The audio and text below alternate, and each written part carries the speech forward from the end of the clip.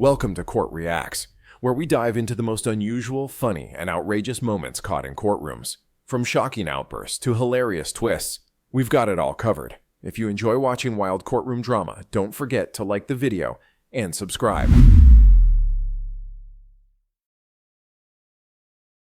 Excuse me, the lady. Excuse me, you come forward. Yes, come. No. Come forward.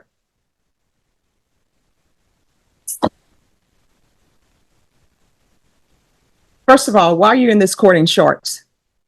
I'm sorry, I was just, I don't know, I've never really been in court. All right. Second of all, turn your phone over to the deputy. Do not close it. Deputy Laura, if you'll delete whatever photo she took, please.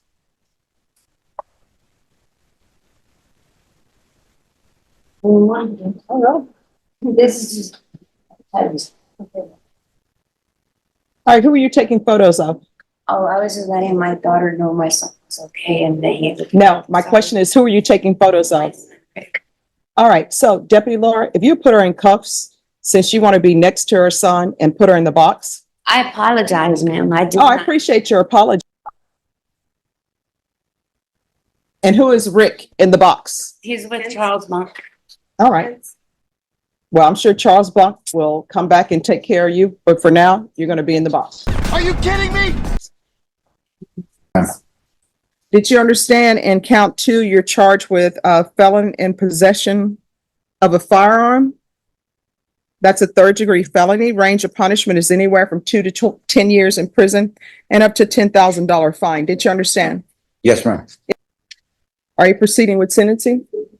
We are, Judge. Prior to that, I do have a letter that's been penned by my client's mother, Miss Dora Jimenez. She's joining us on Zoom, I believe, or not on Zoom, but she's watching on YouTube. She was not able to testify this morning as she had some childcare issues with her nieces that she was responsible for caring to today.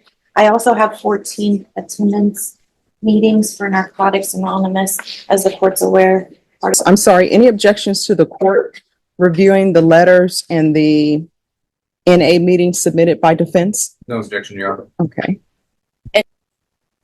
Court has reviewed the documents that you've submitted to court. Is there anything you wish to say on behalf of your client? Your Honor, just he is accepting responsibility. He is remorseful. He's made attempts to show he's part of the solution and not the problem here by acknowledging responsibility in this matter. We're asking the court to consider the facts of this case, the circumstances, his entire cooperation with law enforcement throughout that investigation, and to show some leniency considering those facts and circumstances. All right, State, is there anything you wish to say with regards to sentencing?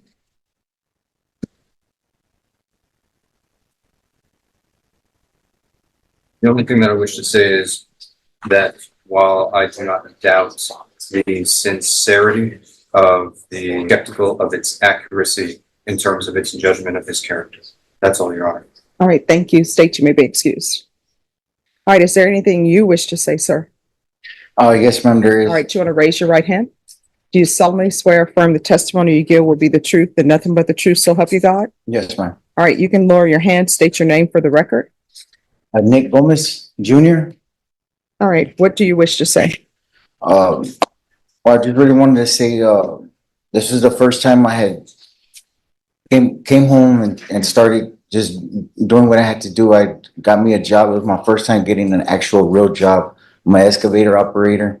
I would work underground utilities.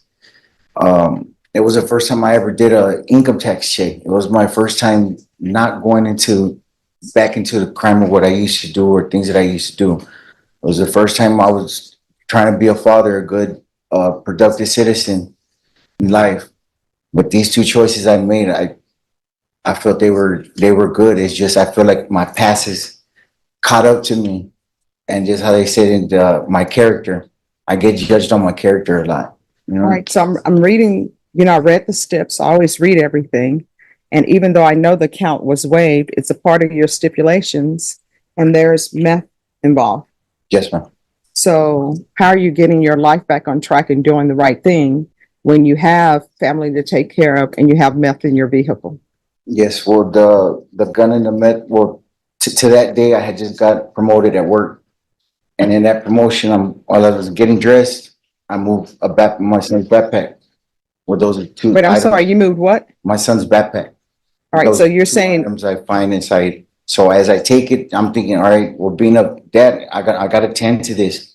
I need to get this, but I also have a job promotion with I've been working all that whole week.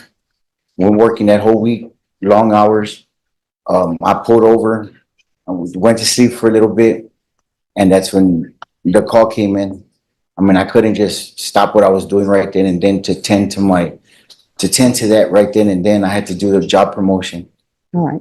And so you're saying, I'm not trying to place the blame on No. anybody I at all. understand. So you're saying you just grabbed the backpack and put it in the vehicle? No, once I found it, I just took it. So did you take the backpack or no? No. Okay. All right, is there anything else? Nothing further, Judge. All right, the court is going to find you guilty. The court is going to sentence you to 10 years in the prison, give you credit for any time served.